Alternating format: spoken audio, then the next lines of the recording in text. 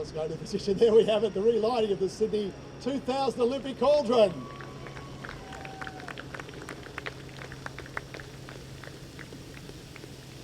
Such a beautiful moment to see it back in this park again. And Tamsin, given the honour by Kathy Freeman to carry out the duty of relighting the cauldron. There you have it, the spirit of the Games reignited here in Sydney Olympic Park 20 years on. A day to celebrate for so many Australians, a day to relive some great memories from 20 years ago, a sporting event. The Olympic cauldron relit back here in the park.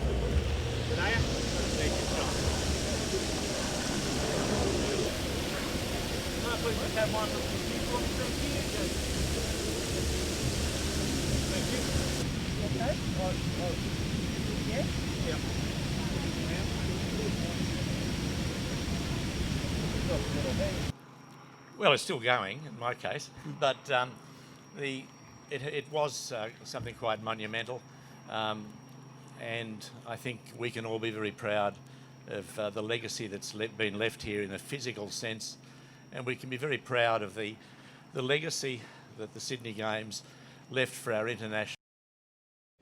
Yeah, we are. We're proceeding on the basis that it's to go ahead with COVID, and depending how much COVID, to what extent.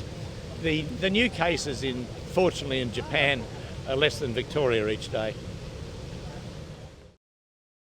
We're certainly going ahead with things like the torch relay and those things, but the extent of the ceremonies, the extent of the crowd participation, any necessary quarantine when they arrive in Japan, all of those things, Chris. The good thing is, sorry Trace, Look, the safety of athletes always plays on our mind, but no, these athletes, as are their Olympic counterparts, they're driven.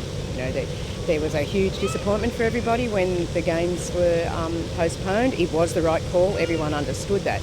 But, you know, some of these athletes have put years and years of their life away, ready to be at their peak performance in August, September this year now. So, you know, I think they've all gone through the grieving process, recalibrated and now focused on being at peak performance next year. But that's what athletes do. As John is doing, is we've got to keep these athletes focused. You know, it'll be a huge crime if we waver and let them waver and then the Games go ahead next year and they're not ready. You know, at the core of it, every athlete has a right to come to us with any concerns they've got. And in our world in particular, not all disabilities, but some disabilities are more susceptible. So just like John, we're going through layer upon layer of COVID mitigation plans. But, you know, if you ask me, do the athletes want to go and perform and represent their country? Yes, they do. Yeah, it's quite special to be this close to it when it's being lit. For me, I was extremely close on the night on the 18th of October, so it's great to be here again and to feel it and to know that it still works.